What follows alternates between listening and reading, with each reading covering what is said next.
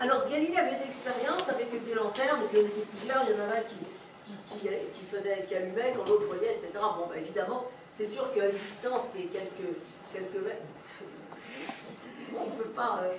Non, non, mais tu m'embêtes pas du tout. Voilà, on peut rien démontrer, hein, c'est sûr.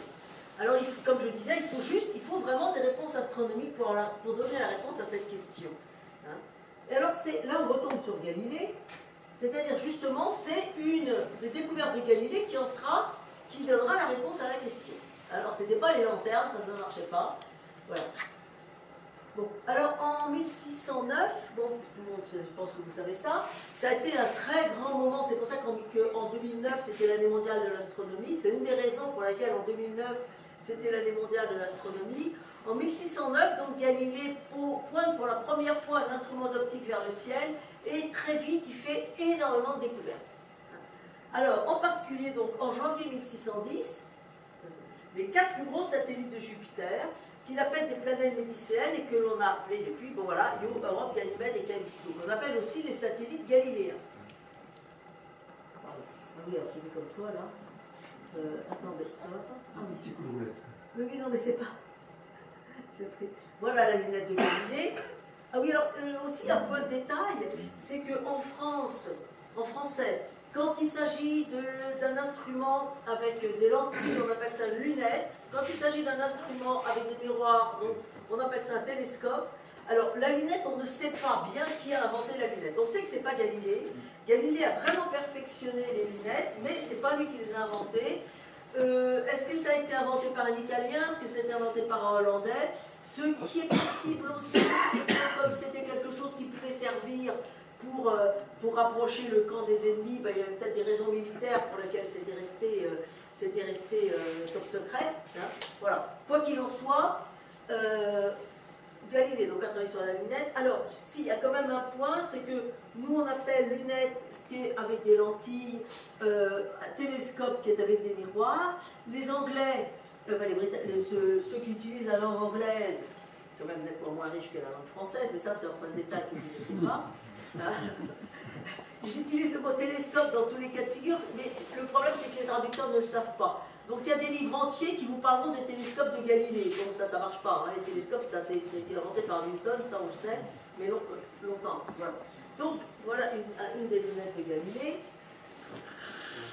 Alors ça c'est une vue du 17e, du 18e, pardon, du 19e, une gravure du 19e qui vous reprend. Galilée montre. Hervé, vous avez raison, hein, ça marche. Mais non, mais je ne sais pas ce qu'il a. Si, mais non, mais il roule tout le temps, qu'est-ce qu'il a? C'est pas vrai. L'ordinateur ne m'aime pas, c'est dramatique. Voilà. Chacun me dire suivant, tu me diras suivant. Bon, d'accord. Alors voilà. Vous voyez comme la vie est compliquée. Bon, alors du coup, voilà. Donc voilà, ça c'est l'image du 19e, évidemment, qui est postérieure, hein, mais voilà, donc ça Venise, c'est très beau. Voilà, c'est sur la place, le palais des loges, etc. Bon, voilà, l'hypothèse de Jupiter au sénateur de Venise. Enfin, c'était comme. Alors, passe la suivante. Voilà. Alors, il a publié ses résultats dans un livre, Sidereus Nuncius, sous le messager céleste, qui paraît dès mars 1610. Alors, ça, je veux dire actuellement que quand on publie un livre, c'est beaucoup plus long. Mais il a fait des observations en janvier, en mars, le bouquin était déjà paru. C'est fou, hein. Vous voyez, on fasse ça comme ça, mais ça ne se passe pas comme ça actuellement. C'est pas le progrès. Vas-y, voilà. Alors voilà le messager céleste. Alors c'était en anglais, hein, en latin. Évidemment, c'était en latin. À l'époque, la langue était le latin. Voilà. Alors voilà, alors ça c'est la page de messager céleste où il raconte, il montre. Donc vous avez Jupiter et puis les différents satellites suivant, bon, il y a Europe, Ganymède et Callisto, donc ils bougent. Voilà. Attends, vas-y, allez, s'il vous plaît. Voilà. Alors, les satellites, voilà, donc maintenant qu'on les connaît, hein, alors à la fin on va voir que c'est très intéressant ces satellites, c'est extrêmement intéressant parce que ils sont vraiment un point très important dans l'histoire des sciences. Bon, alors voilà, donc Io, Europe, Ganymède et Callisto. Alors, vas-y. Voilà, alors, c'est très important parce qu'on croyait que la Terre était le centre du monde auquel tout astre tournait. Hein, et comme le mouvement des satellites ne dépend pas... Ah oui, alors donc, déjà, ça prouve que monde entier n'est pas en train de tourner autour de la Terre, puisqu'il y a des astres qui tournent autour de Jupiter. Hein. Donc déjà, c'est pas complètement circulaire autour de la Terre. Donc ça, c'est très important. Et puis, il y a également autre chose, c'est comme le mouvement des satellites ne dépend pas du pôle de la Terre à partir duquel ils sont observés, on s'est dit que ça pouvait servir d'horloge, et donc on peut estimer le temps. À l'époque où les horloges étaient vraiment extrêmement, les horloges mécaniques n'étaient pas du tout, précises, hein, et le problème de la détermination de la longitude dépend du temps. Donc c'est extrêmement important d'avoir une détermination du temps précise. Et donc on s'est dit, quand on a déterminé ces satellites, on s'est dit, ben, si on peut codifier le mouvement de ces satellites et savoir à quel moment on les voit, ils apparaissent et disparaissent, là ça pourra servir de garde-temps et ça pourra permettre de savoir à quelle heure il est. Hein, et en particulier pour les gens qui font le point en mer, ça évitera de se flanquer contre un rocher. Voilà, et de savoir à peu près où on est. Vas-y, le suivant. Voilà. Tu vois, c'est déjà. Tu peux descendre un petit peu. Voilà. Alors, j'ai jamais vu ça. C'est marrant, c'est à chaque fois quelque chose de différent. Voilà. Alors, très vite, donc on avait des tables et des instruments, même Galilée fait des instruments, donc pour prévoir, pour calculer les mouvements de ces satellites et déterminer le temps. Alors, Giovanni Domenico Cassini, qui après s'appelait Jean-Dominique, voilà, avait établi de telles tables et. La suivante, s'il te plaît. Voilà, alors voilà des tables, ça c'est des tables. C'est l'étape de Galilée, ça. Continue. Voilà, et voilà l'étape de Cassini, hein, certaines étapes de Cassini. Continue, voilà. Et alors, tu peux descendre un peu parce que. Oui. C'est pas le haut là. Voilà, ça c'est à peu près bien, voilà. Voilà, c'est pas grave, mais non pas du tout. Alors, en 1667, on fonde l'Observatoire de Paris, l'Académie des sciences avait été fondée l'année précédente, en 1666, et donc on appelle Jean-Dominique Cassini, qui était donc un très bon, il est connu comme un très bon astronome.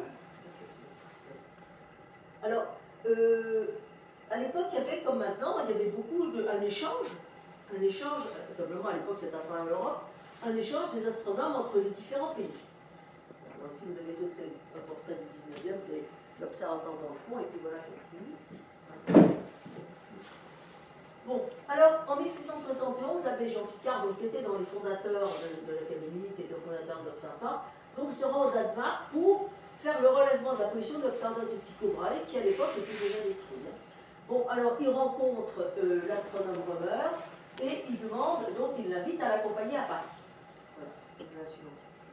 Alors voilà donc l'Observatoire de Paris, voici ici Mirandibor qui était l'Observatoire de Tycho Brahe, voilà, ça c'est une autre tour d'observation. Voilà. Alors, ben, je ne sais pas qu'il était vraiment comme ça, Rømer, quand il est venu à l'Observatoire. C'est bizarre, hein. Très chevelu. Non, mais c'est pas ça, c'est que les astronomes actuellement sont plus. Il y en a qui sont chevelus comme ça. Voilà, alors, excusez-moi, là j'ai oublié un c'est les satellites galiléens Jupiter. Bon, alors donc Rømer participe, il n'était sûrement pas lié comme ça pour observer, mais enfin, maintenant on ne sait pas. Donc Rømer travaille donc avec Cassini et ils observent les satellites galiléens Jupiter. Et sur ce, ils se sont rendus compte que les mouvements qui étaient observés, le satellite, en particulier celui de Io, le satellite proche de Jupiter, il y avait quelquefois un retard par rapport aux prévisions, hein, qui étaient donc les tables, à partir des tables de Cassini. Alors, qu'est-ce qui se passe? Alors, Cassini a d'abord envisagé que, suivant la position de la Terre sur son orbite, donc plus ou moins loin de Jupiter, la lumière mettait plus ou moins de temps à nous parvenir, et par conséquent, que les tables prédisaient quelque chose, et puis il fallait que la lumière arrive jusqu'à nous, donc ça a été décalé. Mais ce qui s'est passé... Voilà. Alors ici, donc on a l'exemple, ici, voilà. Alors on a ici la Terre, l'orbite terrestre, voilà. Alors Jupiter est évidemment beaucoup plus loin, donc il se déplace un peu quand même. Ici, dans le Io, alors l'immersion, donc il est caché dans l'ombre de Jupiter, après il ressort, et donc c'était tout ça que donnaient les tables. Et donc la Terre, elle est tantôt là, tantôt elle est plus ou moins loin, et par conséquent, la lumière met plus de temps à parvenir. Alors ça peut expliquer les choses. Alors, donc, Cassini avait vraiment prévu ça, et puis finalement, voilà une autre image. Alors entre-temps, bon, voilà, Jupiter, alors la Terre se déplace comme ça, Jupiter se déplace un tout petit peu, hein, Jupiter, la trajectoire est beaucoup plus grande, donc d'après la loi de Kepler, évidemment, il va beaucoup moins vite. Hein. Donc quand même, quand il est entre le moment où il est là, et puis le moment où il est là, ben, il y a tout ça en plus à parcourir pour la lumière. Alors, ce qui s'est passé, c'est que ça n'est pas... donc Cassini a envisagé ça, puis il s'est trouvé que ça ne marchait pas pour les autres satellites. Alors en fait, les autres satellites, c'était un peu compliqué parce qu'il y avait l'interaction des satellites qu'il fallait calculer, et donc c'était pas capable de faire ces calculs. Voilà. Enfin, Cassini a renoncé à cette interprétation, puis il y avait en plus des tas d'autres phénomènes physiques qui intervenaient en même temps, comme l'aberration séculaire de Fick, ça fait des trucs comme ça, des trucs de Bradley. Et donc il a laissé Rømer publier le chose. Alors ça a été publié dans le Journal des Savants en 1676, puis actuellement il y a des gens qui essayent de dire mais oui, mais c'est Cassini qui a trouvé d'abord, etc. C'est toujours un petit peu compliqué. Est-ce que le découvreur de quelque chose est celui qui l'a vraiment découvert, qui l'a dit le premier, ou celui qui l'a écrit et qui l'a publié le premier? C'est pas la seule découverte pour laquelle c'est pas. Enfin, d'habitude on dit quand même que c'est plutôt voilà. Alors voilà le manuscrit de Cassini, un des manuscrits de Cassini, et puis, la suivante s'il te plaît, et voilà le Journal des Savants. Hein, alors, voilà, donc ça c'est en français. Vous voyez alors deux versions, une version en français, une version en latin. Et donc il reprend bien ici, vous voyez, la Terre ici a des endroits différents. Alors Cassini, donc, Rømer donne bien l'idée que la Terre, que la lumière met plus ou moins de temps suivant la position de la Terre à parvenir à la Terre. Alors il ne donne pas de vitesse de la lumière. Hein. Il dit simplement que, tiens, passe à la suivante, s'il te plaît. Voilà. Il dit simplement qu'il faut 11 minutes pour faire la distance Terre-Soleil et 22 minutes pour faire le diamètre de l'orbite terrestre. Alors à l'époque, la distance de la Terre au Soleil était très mal connue, donc il se contente de donner des... Donc c'est pas exactement la première... Il décrit... Donc il découvre la finitude de la vitesse de la lumière, mais il ne donne pas de valeur pour la vitesse de la lumière. Voilà, voilà c'est ce que j'ai dit ici. Attends, voilà. Continue, c'est bon. Voilà. Alors c'est évidemment une découverte très très importante de l'histoire des sciences. La simultanéité n'existe pas. Et alors pour les astronomes évidemment c'est très important. Alors il fallait évidemment que ce soit découvert à partir, surtout avec la précision des instruments de l'époque. Seule une distance astronomique permettait de faire cette découverte. Bon, alors toute l'information que nous recevons des astres correspond à l'astre tel qu'il était quand il a mis son rayonnement. Hein? Voilà. Alors plus on regarde loin dans l'espace, plus on regarde loin dans le temps, donc on ne sépare pas la géographie et l'histoire. Enfin maintenant on est habitué à ça. Hein. Alors en fait l'équivalence espace-temps, on l'utilise dans la vie courante, très facilement. Sans qu'on s'en rende vraiment compte, quand vous demandez à quelqu'un, vous êtes en voiture, vous demandez à quelqu'un est-ce que c'est loin, et on vous répondra de façon tout à fait naturelle et tout le monde comprend très bien, on vous dira aussi bien c'est à 2 km ou c'est à 10 minutes ou un quart d'heure, enfin. Et en plus, la personne qui vous répond adaptera sa réponse si vous êtes à pied, si vous êtes en voiture, vous êtes à vélo. Hein. Et donc, on voit, et quand on dit loin, ça peut être aussi bien une réponse de temps et une réponse de distance. Hein, ça, c'est très très étonnant. Quand j'étais petite, il y avait un livre, Les Patins d'argent, il y avait avant le réchauffement climatique, donc il y avait des enfants, des jeunes qui se baladaient sur des canaux en Hollande, et à un moment ils demandent est-ce que c'est loin la ville suivante, quand on dit, alors quand est-ce qu'on y arrive, on dit dans 2 pipes. Et c'est le conducteur du bateau qui est le temps de fumer 2 pipes. Et ça m'avait, étant enfant, ça m'avait vraiment... ça veut dire très intéressant qu'une distance est transformée en le temps qu'on met à faire une action.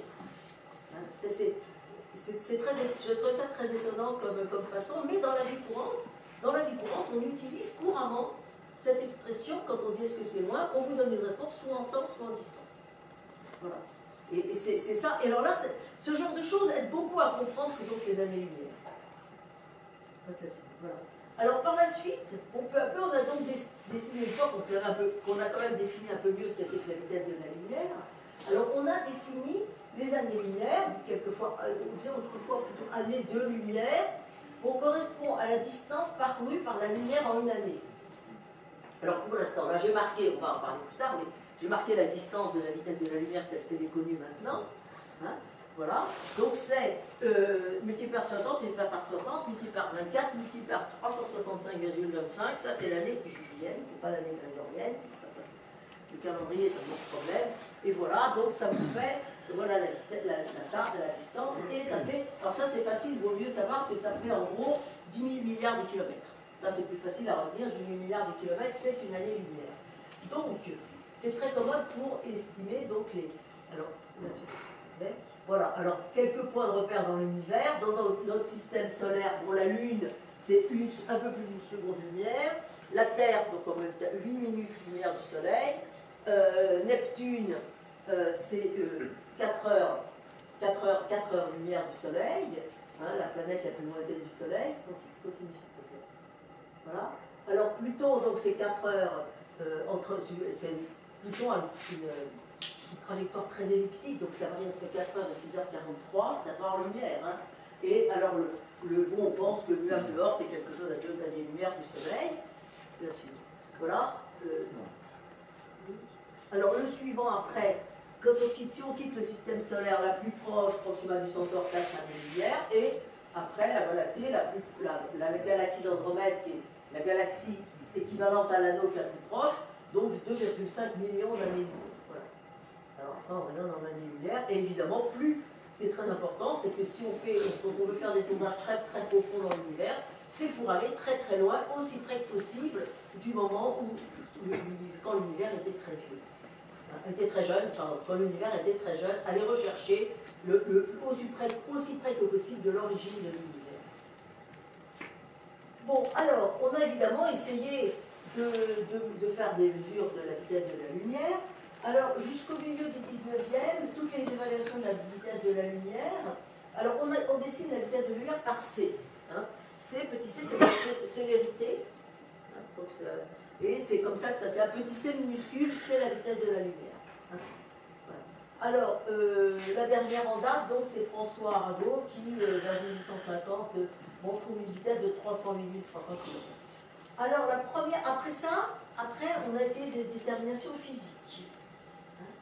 Alors, la première mesure physique, donc c'est Fizeau en 1849. Voilà. Alors voilà Fizeau. Alors Fizeau, il a fait une roue dentée qui passe à travers un miroir. Alors voilà. Donc la lumière est là. On voit ici, il y a un miroir ici semi-réfléchissant. Donc passe là, la roue tourne, ça passe à travers une roue, va ici sur un autre miroir qui réfléchit. Là, la roue tourne. Et puis après, ici, c'est une. Et puis ici, il y a l'observateur qui est là. Alors, voilà. Alors, il fait ça entre Suresnes et Montmartre. Hein. Alors, ici, donc, l'observateur est ici à Suresnes. Ici, donc, le miroir réfléchissant est à Montmartre. Il y a ici des objectifs, évidemment, pour bien concentrer la lumière. Voilà. Alors, on fait tourner la roue et on augmente peu à peu. On connaît parfaitement la vitesse de la roue. On augmente peu à peu la vitesse de la roue et on voit les moments où la lumière du retour passe soit entre deux roues, soit sur une dent, soit bute sur une dent. Voilà. Ah, tu peux me descendre un peu, s'il te plaît.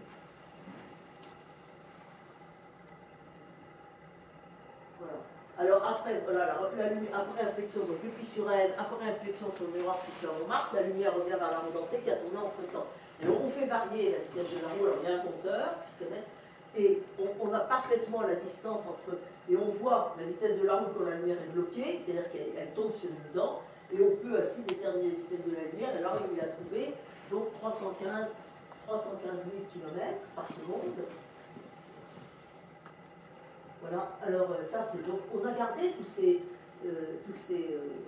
instruments, donc on les conservé à l'école polytechnique, il y en a qui ont conservé à l'observatoire, donc aux arts et métiers, voilà. Alors après, l'expérience suivante, donc c'est Léon Foucault. Hein, qui a repris Alors, Léon Foucault. Alors lui, il utilise un miroir tournant au lieu d'utiliser une roue dentée. Voilà, alors ça a lieu donc, dans la salle Cassini de l'Observatoire de Paris. Alors évidemment, il y a un certain nombre de miroirs, qui fait pour que le trajet de la lumière soit suffisamment long pour pouvoir être mesuré. On avait refait quand justement en 84, on avait refait. Tu peux descendre un petit peu, s'il te plaît. On a refait cette expérience dans la salle Cassini, hein, avec le système de Foucault. Alors donc il y a une lame, il y a une roue qui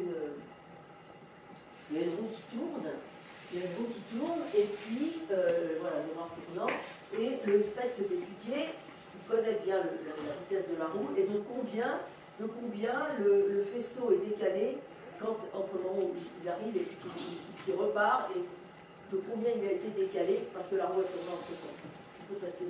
Voilà. Alors, de quel angle a tourné un miroir rapide pendant le temps que le rayon lumineux effectue un aller-retour entre ce miroir et le miroir fixe.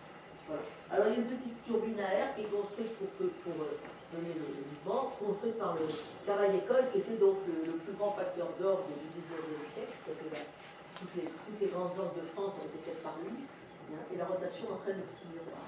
Alors, Foucault trouve C égale 298 000 km par seconde. Alors, après, l'expérience a été refaite par Cornu.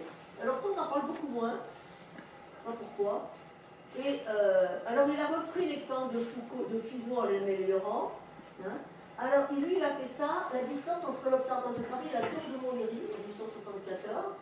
Alors, il avait utilisé, en fait, l'objectif qui était l'objectif de la grande lunette de l'Observatoire, mais qui avait été démonté au moment de la guerre 70, et donc il avait cet objectif-là à ce moment-là, et donc il détermine, alors il fait ça avec la tour de Montlhéry, alors il faut que les tours, les points soient très bien déterminés, les distances soient très bien déterminées, mais les astronomes à l'Observatoire de Paris avaient une très grande tradition de mesures par triangulation, etc., donc ils savaient très bien mesurer la distance entre deux points. Alors il obtient 300 400 km par seconde. Alors voilà le dessin, le dessin de l'observation. Alors la tour Montlhéry là-bas, donc la grande lunette, ici la cabane dans laquelle qui est montée sur le toit de l'observatoire dans lequel il a fait son expérience. Voilà l'expérience nouvelle. Et puis alors l'image d'après, voilà les temps de Cornu sur le toit de l'observatoire. Et puis l'image d'après, vous voyez là, c'est assez bien. Alors ça c'est assez rigolo, c'est dans le monde illustré de cette époque-là. Alors lui c'est vraiment un côté mondain, et l'article du monde illustré dit, alors voilà la petite cabane qu'on a vue tout à l'heure, mais qui a été présentée de façon plus austère. Voilà. Et il dit que les dames viennent regarder, voir à quel moment on voit la lumière, à quel moment on la voit plus, etc. Voilà. Donc c'était vraiment... Voilà, c'est un événement mondain, c'est très marrant. Bon, alors après, il y a l'expérience de Michelson et Morley. Alors là, c'est un peu plus compliqué. C'est des histoires au sujet, bon, ils veulent vérifier les tests hilaires, si l'hiver est ayant l'été ou pas. Enfin bon. Alors, il y a un système un interféromètre avec voilà, donc c'est en 1987. Et donc, ils mesurent très précisément les résultats, les vitesses de la lumière, et émise dans des directions différentes par rapport au mouvement de la Terre autour du Soleil, alors soit dans les directions du mouvement de la Terre, dans une direction opposée au mouvement de la Terre, et dans des directions perpendiculaires. Alors l'idée c'est, quand la Terre, les mouvements doivent s'additionner, donc si la lumière va dans le même sens que la Terre, on va pouvoir mesurer quelque chose de 2 fois plus long. Hein. La Terre, c'est 30 km par seconde, donc on doit pouvoir déterminer ces erreurs. Alors ils ont fait énormément de mesures dans différents types de perceptions. Voilà, alors ça se fait par interférométrie. Les mesures ont été faites de nombreuses fois, les différentes saisons, durant plusieurs années, avec une précision croissante. Hein, et on montre donc que la vitesse de la lumière est unique dans la même et toutes les directions. La vitesse ne s'additionne pas. Hein, la vitesse de la lumière ne s'additionne pas avec la vitesse de la Terre. Donc la vitesse de la lumière est une constante. Alors, après, Einstein, voilà, ça c'est Einstein quand il était jeune. Donc en 1905, on voit toujours Einstein vieux, mais non, il a été jeune, et quand il a fait la théorie de la relativité, il était jeune, voilà. Alors en 1905, donc en plus en partie en utilisant aussi les équations de Maxwell-Lorentz qui établissent bien l'équivalence espace-temps, Einstein élabore la théorie de la relativité restreinte et la vitesse de la lumière, ainsi que toute onde électromagnétique, parce que la lumière est une onde électromagnétique, donc mais entre deux longueurs d'onde qui correspondent au visible pour nos yeux. Hein. Et donc la vitesse de la lumière, elle est la même dans tous les référentiels galiléens. Donc on a ici la constante de la vitesse de la lumière. Alors, c'est une constante, et alors c'est devenu une constante fondamentale de la physique. Donc, la vitesse de la lumière est égale à C, dans tous les référentiels inertiels, ne dépend pas du mouvement de la source, ne dépend pas de sa référence. Si vous allez courir, ça ne changera pas la vitesse de la lumière. Si vous allez courir avec une lampe électrique aura toujours la même vitesse. Vitesse limite, alors rien ne peut aller plus vite que la vitesse de la lumière, vitesse de propagation de toutes les ondes électromagnétiques. Donc la simultanéité n'existe vraiment pas. Alors on a déterminé, il y a très nombreuses expériences au cours de la physique, au cours du 19e et du 20e siècle, qui ont amélioré la détermination de la vitesse de la lumière. Je ne vais pas toutes les détailler parce qu'il y en a vraiment beaucoup. Et alors finalement, en 1975, la 15e conférence des poids-et-mesures recommande de prendre une valeur. Alors, ça devient un petit peu compliqué parce que à partir de ce moment-là, on déclare que la valeur reste inchangée. Hein, on donne cette valeur-là et on dit qu'elle est inchangée. Donc ça veut dire que on donne une certaine valeur par seconde. Ça veut dire qu'à ce moment-là, ce qui change, si on fait une détermination plus précise, ça cesse d'être une valeur physique.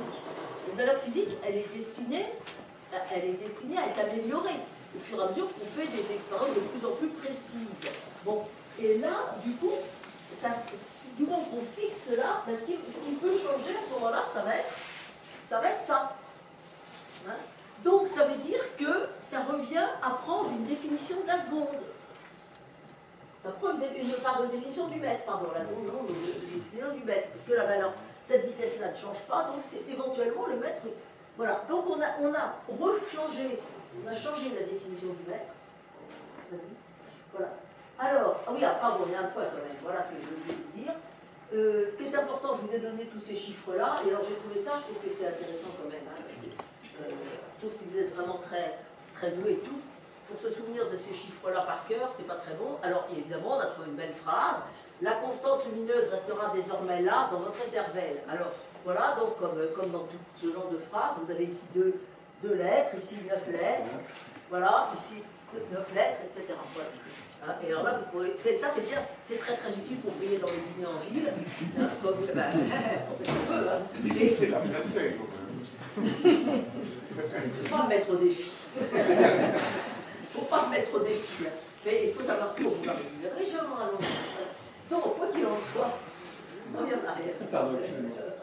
Voilà. Donc, voilà. Donc là, vous avez, et ça restera là dans votre cerveau. Je suis d'accord, on n'est pas obligé de parler de la cervelle comme ça, en voisin de table, mais pas quand même. Voilà, continue. Bon, alors du coup ben, on en arrive à parler d'autre chose, là, hein, puisque ce que j'ai dit, donc, c'est que comme on fixe la vitesse de la lumière, on donne les chiffres définitifs